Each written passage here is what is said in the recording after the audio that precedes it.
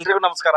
ಒಂದ್ ವಿಡಿಯೋ ಹಾಕ್ತೀನಿ, ನೋಡ್ಕೊಂಡ್ ಬನ್ನಿ. एक चीज मैं देखना चाहता हूँ, ये करने के लिए किसके पास वो हिम्मत है। अगर वो बॉलिंग के लिए आके रुक रहा है, the batsman has the right to move away. वो कह सकता है कि I don't know when the ball is coming, मुझे लगा वो रोक रहा है। That will be an interesting case. Do you see any Indian batsman can do that? मैं होता तो करूंगा।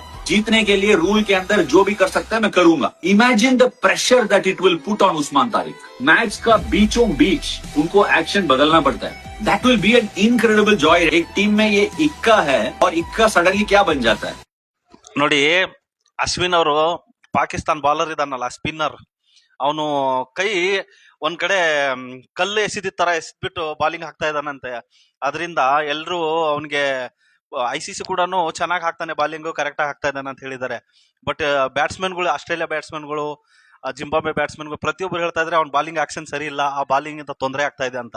ಅದಕ್ಕೆ ನಮ್ಮ ಅಶ್ವಿನ್ ಅವರು ಹೇಳಿದ್ದಾರೆ, ಅವ್ನ ಬಾಲಿಂಗ್ಗೆ ಯಾವ ತರ ಆಡ್ಬೇಕು, ಯಾವ ತರ ಅವನಿಗೆ ನಾವು ಸ್ಟಾಪ್ ಮಾಡಬಹುದು, ಅವನಿಗೆ ಯಾವ ತರ ನಾವು ಫೇಸ್ ಮಾಡಬೇಕು ಅನ್ನೋದು ಕ್ಲೀನ್ ಆಗಿ ಹೇಳ್ಕೊಟ್ಟಿದ್ದಾರೆ. ಅದಕ್ಕೆ ಅನ್ನೋದು ಅಶ್ವಿನ್ ಮಾಸ್ಟರ್ ಮೈಂಡ್ ಅಂತ.